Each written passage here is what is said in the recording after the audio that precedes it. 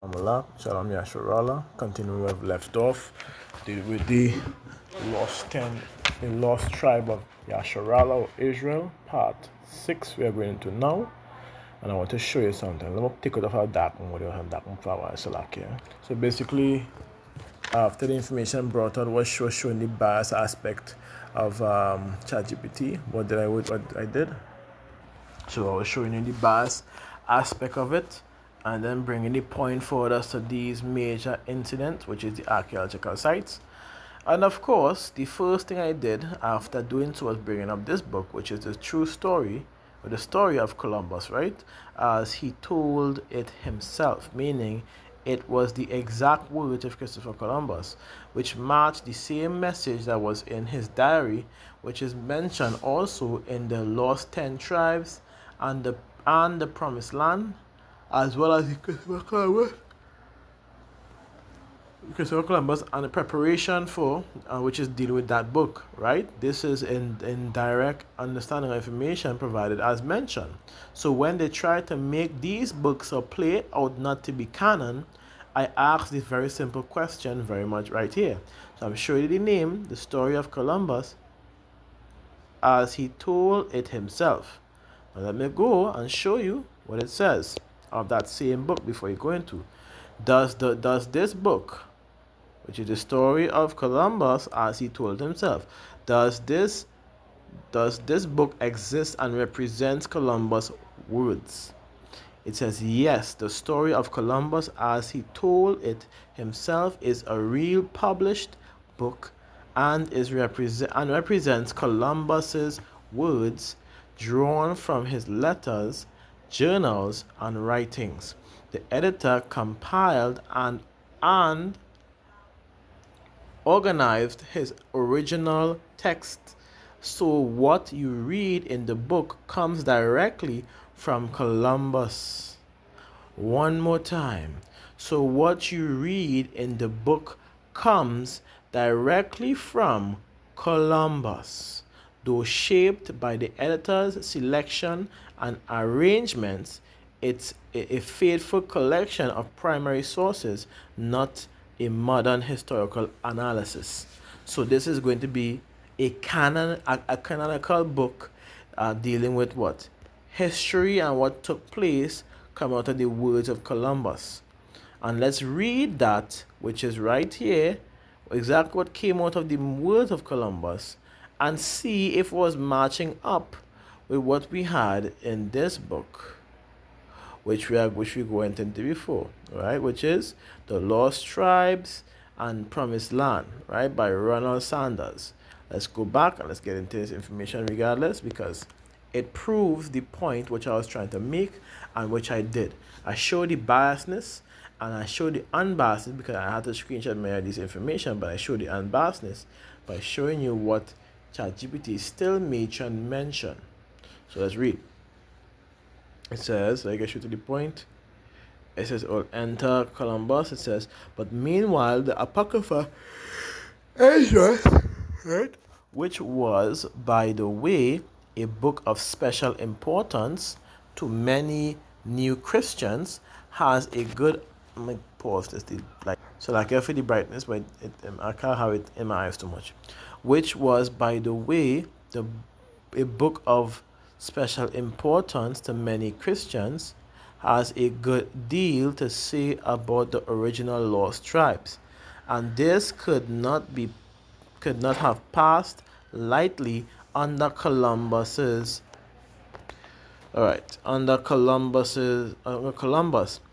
somewhat mystical gaze. Surely he saw special meanings for his own times and for himself in this passage in 2 Ezra chapter 13 and verses 2 to 5. "And lo, there arose a wind from the sea, that it moved all the water, or the waves thereof. And I beheld, and lo, that man waxed strong with the thousands of heaven, and when he turned his countenance to look all the things trembled that were seen under him. And whensoever the voice went out of his mouth, all they humbled, all sorry, burned, I say humbled, all they burned that heard his voice, like as the earth faileth when it feeleth the fire. So, and after this I beheld, and lo, there was gathered together a multitude of men out of number from the four winds of the heaven to subdue the man that came out of the sea. But like I keep going, it says, but this warlike multitude is subdued by the man from the sea. And then another multitude is a peaceable one comes to him, whereof some were glad, some were sorry, some of them were bound, and some brought of them that were offered, that is brought him slaves from their midst. How could the exaltedly visionary Columbus not have seen an image of himself in this? It says, certainly after his voyages of American discovery, but during his young years in Portugal, if Columbus did indeed glimpse himself in the role of the man from the sea, then Esdras' identification of the peaceable multitude takes on special significance. Second Ezra chapter 40 and verse 13 and verses 40 to 42, dealing with the northern kingdom being a peaceable multitude that was in the land. It says, and those are the 10 tribes which were carried away prisoners out of their own land in the time of Osea the king, whom Salamander the king of Assyria led away captives, and he carried them over the waters, and so came they into another land. But they took this counsel among themselves, that they would leave the multitude of the heathen, hear that, and go forth into a further country where never mankind dwelt, that they might there keep their statutes, which they never kept in their own land. Because of course we know, according to the scriptures and prophecy, they had broken that vow and that covenant made with them and Yahweh Shem Yoshai by going up against his will and worshiping unto other idols, which of course alright, anyways, so yeah, alright. It says Ezra's interpretation of a peaceable multitude then goes on to say that the lost tribes entered into Euphrates by the narrow passage of the river, which they were able to ford because power stopped the flow of the sea, to be exact, or the waters, to be exact. But I had to bring this first because it mentions what the scripture says. Right, so this is the book we are looking for, which you just received. All right, it is Lost Tribe discovered in New York. All right, so let's skip past into 364 and 365 so you can have a better idea as to what this was going into.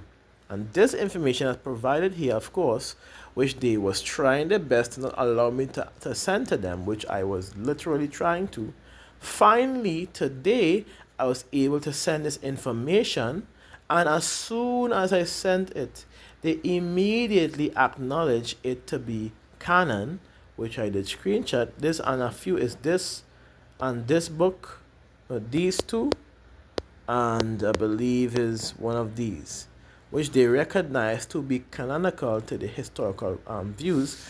And then this book shown here, according to the story also, which I did look, is also exactly what Christopher Columbus would have said according to his notes or according to his very mouth. Okay, so let's go back. Let's read.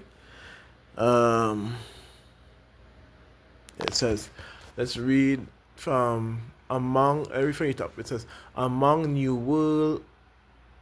No, it's a day. It's a lot long. Okay. Let's read regardless. I didn't need it. That this gets to show you.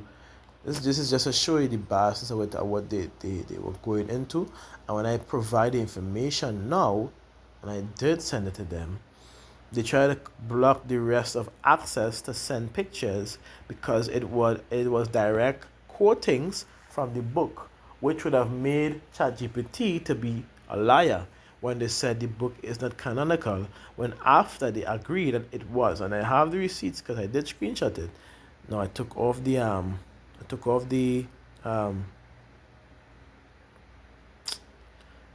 dark mode, but this, because this thing bright, but I'm gonna laugh. I'm gonna pay back one. So luck, yeah. Paper. Right, I put back on dark mode to help with the brightness. So let's go into the information. Before we do, let's get a precept which I have in mind. This is why we continue to do what? Again, never fails. Let's see what Science says. If approved, a workman need not to be ashamed, rightly dividing the word of truth. This is why you continue to do what? Study. Because at the end of the day, this is indeed facts, and you would want to know this, especially in time to come. So if anybody would ask or inquire about it, you can give an answer. So what we have studied and what I have studied and brought forward is none other than information that is easily accessible or looked up, by the way. So this is why we study to try to approve. And how we study to approve? According to what? Isaiah 10:20, the standard, to the law and to the testimony. If they speak not according to this word, because there's no light in them. This is why we have to what? Prove ourselves at this present point in time, because Scripture says, prove all things. Let me get a precept. Prove all things. And notice what I'm doing. I show you the biasness, and I'm back now to show what? The unbiasedness, the truth. As Scripture has made it very clear, it says, prove, 1 Thessalonians chapter 5, verses 21. Prove all things. Hold fast to that which is good. You understand where I'm coming from? So you must be able to prove these things are being forward. In order to do so, you have to incline your ears unto the elder, or to the men, or to the prophets that bring on the sound doctrine, and you have to cleave unto them, absorb, and then you would understand how important these things are.